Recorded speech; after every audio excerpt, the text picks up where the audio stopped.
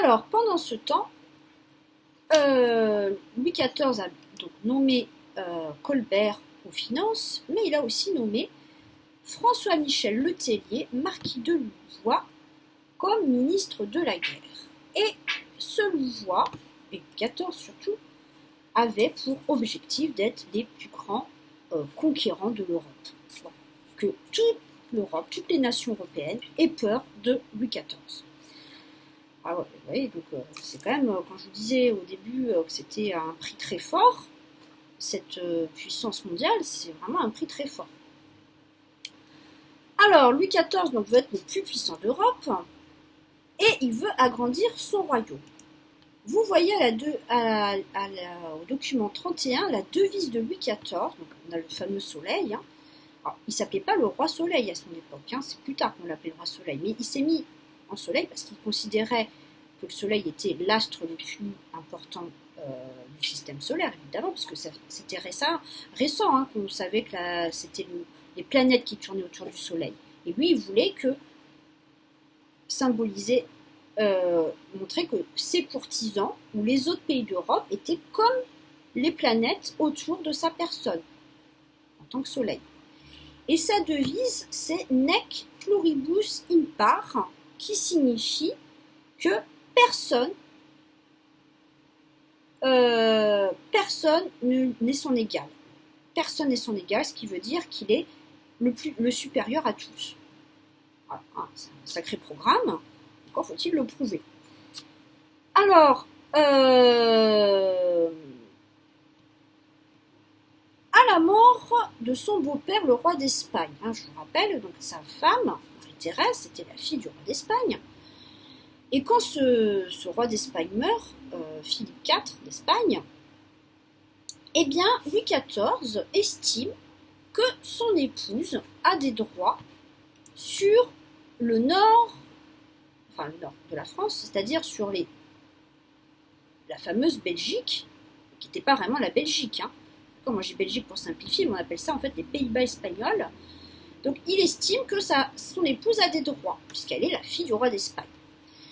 Donc il va faire la guerre aux Espagnols du Nord, et il emmène sa femme, la cour, et il y va comme si c'était une grande fête, et il gagne.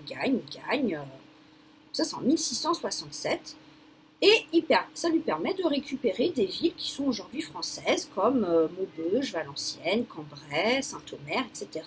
Et c'est à partir de là qu'il y aura les fameuses fortifications de Vauban, que vous avez étudiées il n'y a pas si longtemps que ça.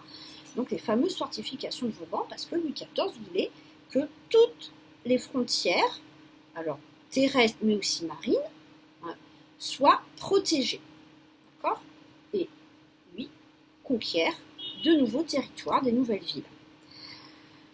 Alors, évidemment, au nord de ces Pays-Bas espagnols, il y a les Provinces-Unies, hein, c'est ce qu'on appelle aujourd'hui les Pays-Bas. Ils commencent à craindre Louis XIV. Ils se disent, mais s'il continue, il va aller jusque chez nous, d'accord ? Donc, Louis XIV, sans s'en rendre compte, enfin si, il s'en rend compte un petit peu quand même, il se crée des nouveaux ennemis. Et en plus, Louis XIV ne supporte pas ces gens. Un, parce qu'ils sont protestants. Deux, c'est une république. Et lui, c'est pas possible qu'une petite république de rien du tout se pose en concurrent de sa personne. Il est le plus grand roi de la terre, en tout cas c'est ce qu'il dit. C'est pas possible que des petits marins flamands lui imposent une concurrence. Et donc, très rapidement, une guerre se déclare en 1672 avec ces Pays-Bas, la guerre de Hollande, et qui va durer 6 ans jusqu'en 1678. Et ça va lui permettre, alors évidemment il y aura une alliance avec les Espagnols, avec les Anglais, enfin c'est un peu compliqué, hein, je ne rentre pas dans le détail, mais enfin en tout cas, ça va lui permettre de récupérer l'île, et surtout, enfin, la Franche-Comté. Cette fameuse Franche-Comté qui appartenait à l'ancien duché de Bourgogne. Et donc, Louis XIV est à l'apogée de son pouvoir. Et donc, si vous regardez le document 24, Louis XIV. Donc, document 24, Louis XIV en guerre. Donc là, il est à la bataille, il conquiert une ville espagnole ou hollandaise. Il est là, présent. Voilà. Alors, j'ai oublié de vous dire, son cousin, le prince de Condé, est revenu. Hein, quand il y a eu la paix contre les Espagnols, il est revenu et il continue à se battre pour. Voilà, maintenant auprès de Louis XIV. Hein, évidemment, il s'est soumis à Louis XIV. Maintenant, plus personne n'ose relever la tête devant le roi. Et donc, on voit Louis XIV en pleine gloire, qui donc se considère comme le soleil, et le dieu du soleil dans la mythologie, c'est Apollon. Donc, au document 25, vous voyez Louis XIV en Apollon,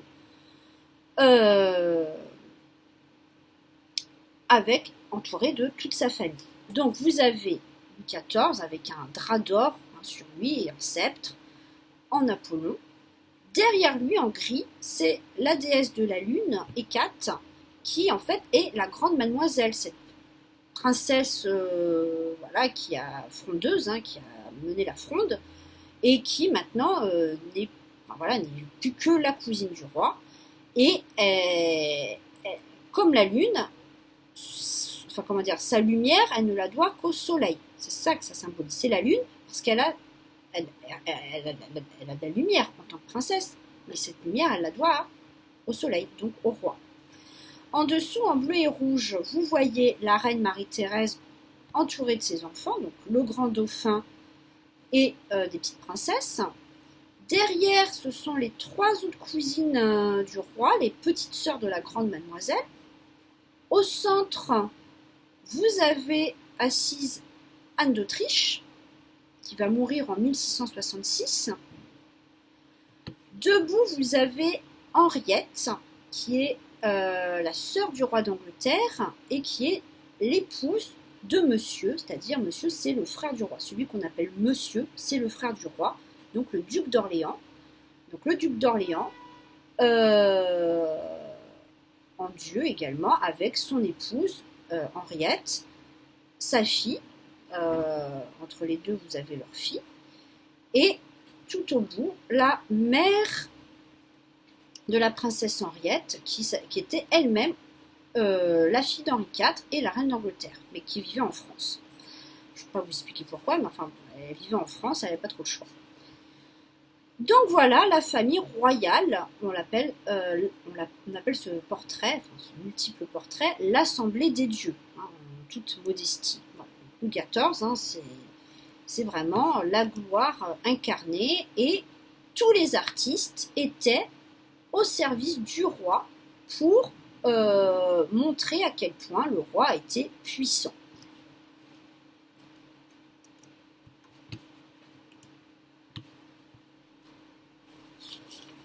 Alors, cette politique vous avez bien vu qu'il y avait quand même des conséquences très négatives, hein, en Amérique, mais aussi en France, puisque Louis XIV et ses ministres, hein, Colbert, Louvois, mènent une politique, il y a d'autres ministres, hein, mais je parle des principaux, une politique très sévère contre les pauvres. Interdiction aux vagabonds, c'est-à-dire les gens qui n'ont pas de maison et qui circulent dans toute la France, comme ça, sans maison, qui se promènent, voilà, pas qui se promènent, mais qui n'ont pas de résidence, aux mendiants, les sans-abri, tous ces gens, tous ceux qui sont attrapés à mendier, tous ceux qui sont attrapés sans domicile, sont enfermés dans des hôpitaux. C'est pas pour se faire soigner, hein, c'est des prisons en fait. Donc, dans des hôpitaux où ils vont travailler de force. Ils sont payés, mais alors une misère. Et voilà, donc les pauvres jusque-là menaient une vie un peu libre dans Paris. Il y avait ce qu'on appelle la cour des miracles, où les voleurs, les pauvres se réunissaient pour se protéger mutuellement, et évidemment la police faisait tout pour les arrêter, donc c'était compliqué. Et avec Louis XIV et ses ministres, donc notamment son lieutenant de police Larini, ils ont réussi à enfermer les pauvres. Il en reste, hein, évidemment. Mais voilà. S'ils se font attraper, ils peuvent aussi partir, les voleurs, etc., ils peuvent partir aux galères. C'est-à-dire, les galères, c'était des bateaux en Méditerranée qui servaient à franchir la Méditerranée, à traverser la Méditerranée. Parce qu'il y avait aussi du commerce en Méditerranée. Et il y avait aussi des guerres en Méditerranée. Et donc, tous les voleurs, les bandits étaient envoyés aux galères où ils ramaient. D'accord ? C'était très compliqué. C'était une punition. Soit c'était la prison, soit on était condamné à mort, soit on allait aux galères. Et il y en avait plein sous Louis XIV.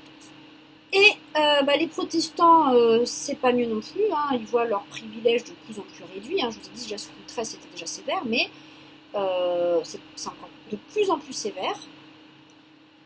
Et donc l'édit de Nantes n'est appliqué qu'au strict minimum. Et évidemment, tous ceux qui se convertissaient, tous les protestants qui devenaient catholiques, recevaient de l'argent, une prime, parce qu'ils s'étaient convertis. Voilà, ils étaient félicités. Et on essayait le plus possible de prendre les enfants des protestants pour qu'ils soient éduqués par les catholiques, le plus souvent possible. Voilà, et donc Louis XIV, avec cette politique, se met à dos plein de gens, et surtout beaucoup de pays étrangers. Ensuite,